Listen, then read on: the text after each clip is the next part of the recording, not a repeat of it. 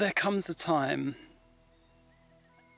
in human evolution where there is a pivoting point of such social and cultural change that we can no longer linger in between the progressional stages of our own personal evolution, and somewhat it forces us to look inside and to really question, actually, what is this world? What is this reality? Who am I? What am I existing in? All of these moments, all of these questions that can arise when we can't continue with the same narrative, or we look out into the world and we don't understand what we're looking at anymore. And it's an opportunity for us to look inwards. It's an opportunity to begin to slow down. Just looking at the generation that we have come into through the industrial age into the technology age, there's such a quantum jump in our world that has completely shattered our ideas of community and connection and what is valuable. It's almost like what has been valued before has completely been eradicated and replaced somewhat by technology. And we are coming to this point where we are beginning to have to look at the effects that it's having on us, both emotionally and mentally. And this is what I mean by the pivotal moment in which we start to look inwards. And for many people, this is going to look very differently. But for many people, this starts with what we usually hear associated with a mental breakdown, which can sound quite negative and painful, and it is painful. It's a painful process to let go of who we think we are and these things that we're attached to, and to move into that space of sometimes nothingness, and to really evaluate what it is that we're doing with our lives. And are we spending our time working towards peace and contentment within ourselves? Or do we still find ourselves on this treadmill, which is just never ending? And we know this somewhere deep down. We understand that we do have a choice. And actually the inner work is coming back into looking at those patterns and conditioning that we absorbed when we were young. The patterns, the education, the social conditioning, the parental conditioning that gave us our idea of what this world is, who we are, and what our essentially our value is, where our self-worth is. And for many people struggling with their self-worth, this gets wrapped up in this industrial and technological addiction of having to be productive and not being able to slow down and to actually take some time to look at the driving factors to what is keeping us churning on the treadmill.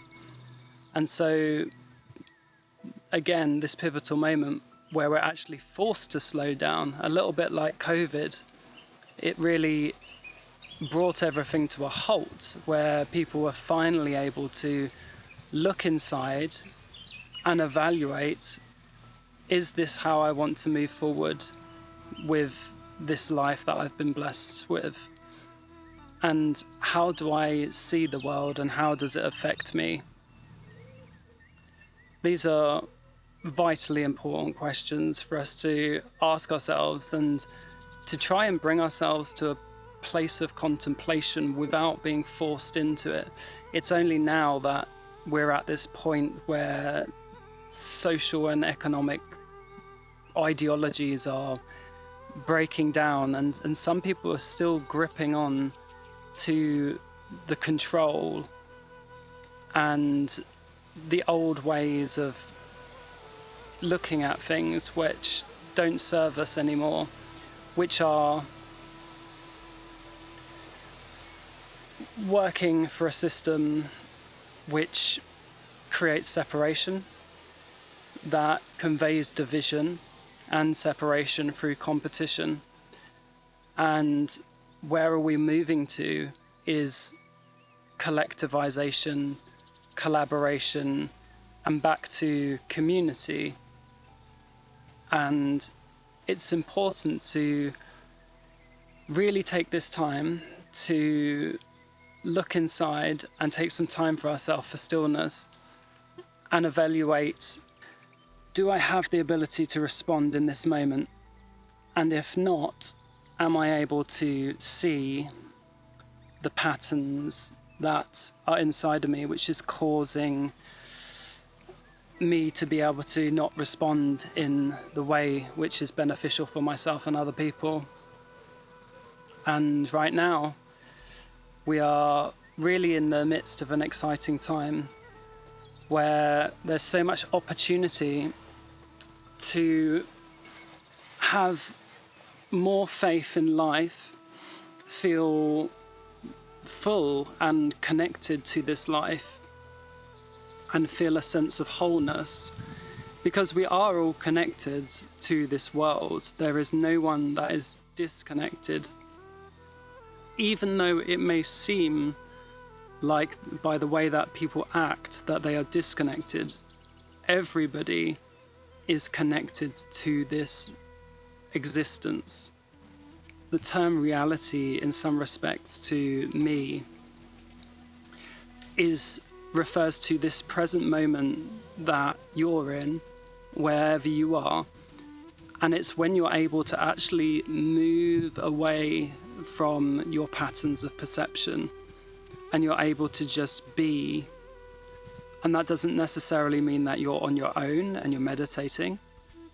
It could mean that you're with someone, and instead of reacting or instead of sitting in a conversation with your patterns running at full speed, like with the next possible thing to, say in this conversation, instead you're aware of yourself. You're aware again of your inner world. You become aware of your inner patterns, and you become more present.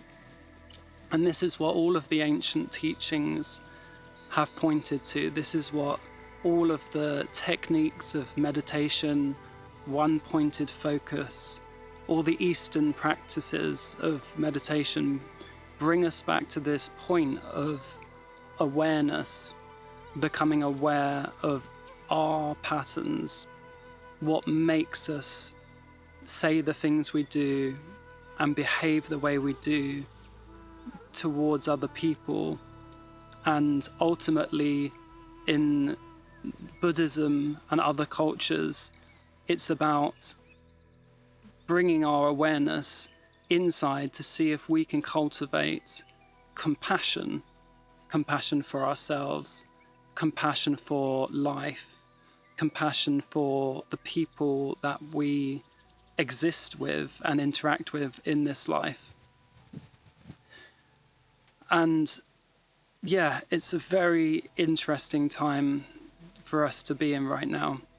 And it's one to really try not to double down on fear and stress. And it's really important, regardless of whether you understand the essence of meditation and the focus, the awareness, and the one-pointedness of meditation. The important part right now is to actually take away those things that we are looking at and absorbing, all the information that we might be observing and scrolling through on a daily basis on social media. This is like the one thing that causes the most suffering to almost everyone who has quite a disturbed outlook of what the world is believing that the world is a depiction of what you're looking at through the lens of social media. And coming back to remembering that actually it can't be a depiction. If we go back to this reality, the best thing that we can do for ourselves is to make this distinction and discernment with this word reality, and bring ourselves back to the moment without the stress, without the trauma, without the patterns flaring up, without the behavior of rage and fear and reactivity. Because every time we're actually here in the present, not in our minds, not rolling around the unlimited visuals that we can pick up through the digital realm, when we actually come back to here, the moment where our home is, then there is peace and there is contentment. And this is the journey, really, for all of us. No one is excluded from this journey, and whether we like it or not, we have the internal world that we have, but we also have so much opportunity to change that and to empower ourselves and to actually shape the world that we want to see and we want to live in, and the way in which we want to interact with people. And it's very important that if you do use social media, or if you want to use it as a tool, don't scroll aimlessly.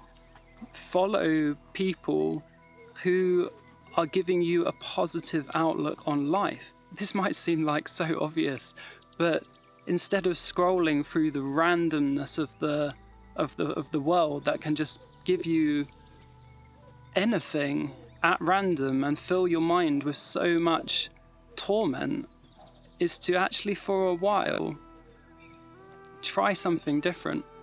Try and find someone who you resonate with, who just produces content which is there to help you and guide you.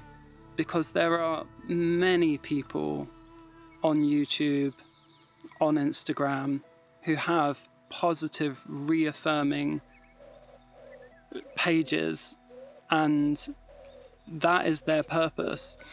And the more we celebrate these people, the more that actually we can pay attention for more than 5 seconds or a minute, and we can actually start to watch more fuller videos and absorb some of the knowledge and wisdom that so many people have, because they have gone through that inner journey themselves.